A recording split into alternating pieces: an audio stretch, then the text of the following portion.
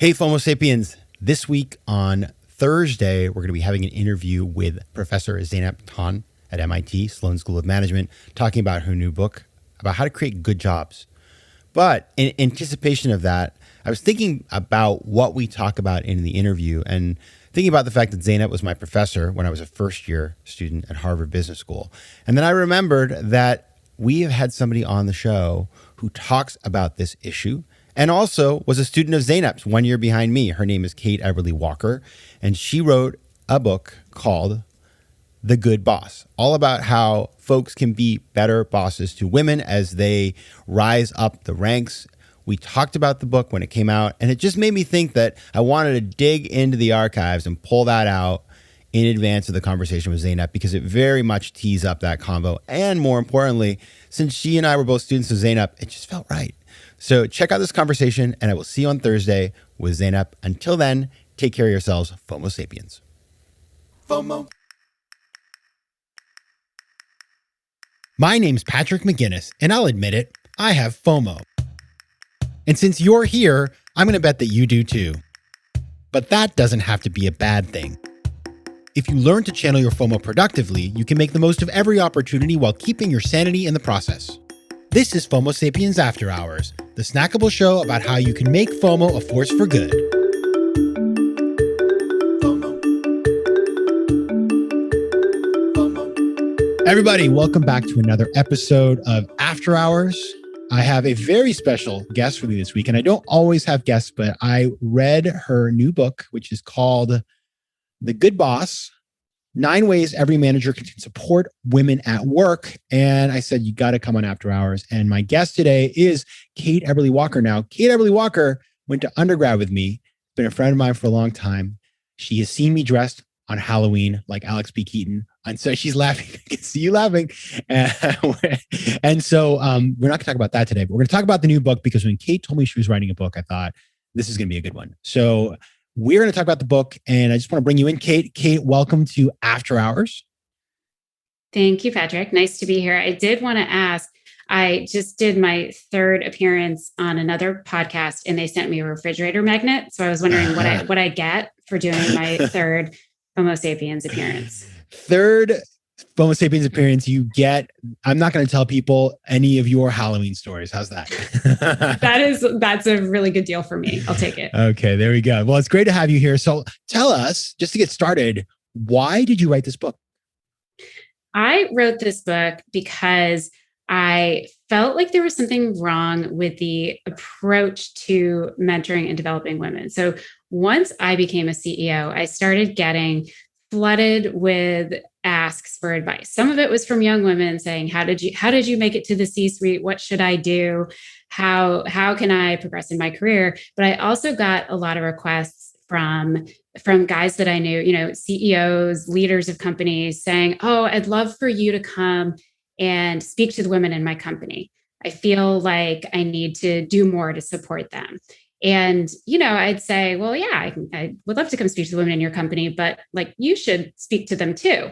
You can do this too, and you can support women. And, the more I thought about it, I just felt like there's this whole thing of we look to women to support women and women to pay it forward. And that was totally how it happened for me. I went to work for a female CEO, and then she supported me in becoming her successor. And then for my next CEO job, I got to know a female board member who advocated to bring me in. And that's great. And we all, women definitely want to help other women, but there just aren't enough of us in CEO and board roles to really make an impact to the level that I think we all want to for women. So I decided, well, I want to write an advice book that is for everyone, maybe men most of all, because 2/3 of all managers are men, to show them, there's really a lot of ways, a lot of simple, authentic ways that all of you can be better supporters and managers of women too. So that's the book that I wrote. It's interesting. I just had a conversation before this with our mutual friend, Jason, about the fact that if you go to the websites of leading private equity firms and VC firms, and it's there aren't many women there. And, right. And so if men don't read a book like this and learn how they can be supportive, you can't simply just say this isn't, I don't know what to do. Women should support each other and I'm not going to figure it out. Of course you need to figure it out. Everybody who's listening, all you men out there. We can do it. So we read the book. We will read the book, but tell us, just get started. Like what does a good boss look like, and what does a bad boss look like? So I think it starts with, from the perspective of an employee, you should like your boss. You should enjoy spending time with him or her. I had those bosses where like you'd see them walking down the hallway in the office and like kind of secretly hope they weren't coming to your desk and maybe breathe a sigh of relief when they walked into somebody else's office. Like that is not the feeling you want. So you don't have the right boss if you're a little uncomfortable, a little nervous, a little bit not yourself when you're talking to them, or if you just don't have fun talking to your boss. So I think, it's all about human connections, and you're spending a lot of time at work. You want to be your full self, so to speak. So if you don't feel like you're being yourself, if you don't feel like you really like spending time with your boss, I think you've something's wrong there. And I think then, the next thing that I look at is, do you have somebody who is doing stuff for you proactively, or, making future promises that aren't necessarily to come to be? For example, my good bosses just gave me raises. I didn't have to like work up a big pitch for why I deserved one or what I wanted. They'd surprise me and be like, you've been doing a really great job, and I want to recognize it. And here it is, whether raise, promotion, those types of things. And then, the bad bosses are the ones where you do have to put all of that work and time and effort into asking for something, only to often get told, I'll think about it, I'll look into it. And then maybe they don't come back to you at all. You have to ask again. Or maybe they say, I can't pull that off for you right now, but give me 6 months and we'll make it happen. Like those to me are bad boss signs that you don't really have an advocate. FOMO. Yeah, indecision, not being transparent, having FOMO, not good. Now, this is like, I guess I'm going to bring up Jason again, because Jason told me when he was reading the book, there was one thing he really liked and struck with him that was like a great handy thing, which is about calling people by their names, which can seem, it's like one of the, well, why don't you tell what you wrote? Because I think this is one of those things that like, it's so easy to do, but we forget. So talk about that. Yeah. So it's calling someone by their name. It starts with the really basic that you would think you don't have to talk about. Of course, everyone should get names right, but it is amazing how often people don't. They call somebody, Jenny instead of Jen, or if they're writing in an email, maybe they, spell the name wrong. I give the example of a woman in my office whose name is Crystal, starting with a K. People always write it with a C. And, the problem with that is it shows that whoever's doing that, whoever got your name wrong, didn't really listen to you, didn't really pay attention, doesn't respect you enough to make sure they get it right. Because, when people respect someone, they make sure they get the name right? Like nobody's getting the president's name wrong. So, I think it starts with that really basic, get the name right, say it right, spell it right. But then it goes into terms of endearment. It is shocking to me still how often men will address women in work context as honey, sweetie, young lady. I tell a story in the book of the time that I'm still really mad about when someone called me young lady in a meeting when I was already a CEO. I was not a young lady. I was in my 40s when this happened. Wow.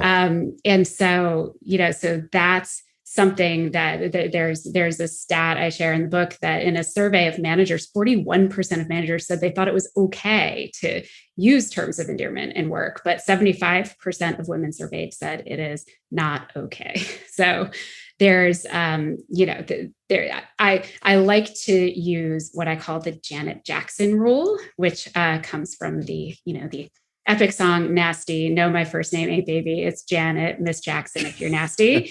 That like covers everything that you need to know. Like, her name's Janet. It's not baby. Don't call her baby. And if you really want to convey respect, use the last name, because last names are a big thing too. Men are actually more than 50% as likely to be called by last name only in the workplace. And that can be, a collegial thing, that can be a respectful thing, comes through. And, students are more likely to refer to male professors by last name only. political pundits are actually over 100% more likely to refer to male politicians by last name and female politicians by first name. So there's all of this data out there that people use that last name only, like, hey, McGinnis, much more often with men than they do with women. And there's like a loss of respect there. So my one exception to the get her name right, use her whole name, use her full name is if you want to go with the last name nickname, that is actually a great gender equalizer. I like that. Words matter. And I'll just tell you one thing. You can call me whatever you want. Just don't call me late for dinner. Just kidding. That's terrible. Sorry, everybody. Sorry for that. All right. So, Kate, one last question for you. Say you were stuck in a bad boss situation. You're dealing with somebody who is difficult. How do you change that dynamic? So I actually suggest going around them.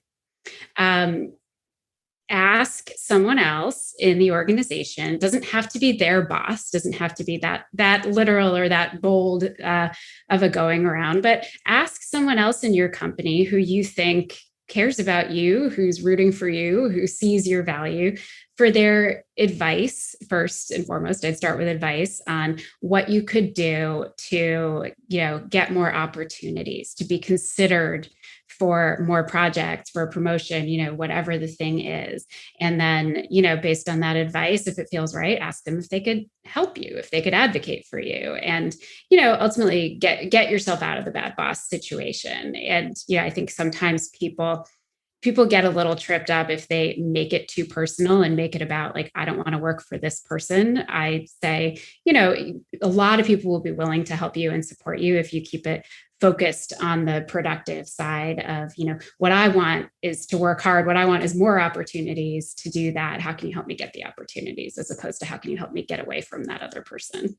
That is what we call on this show entrepreneurial decision-making.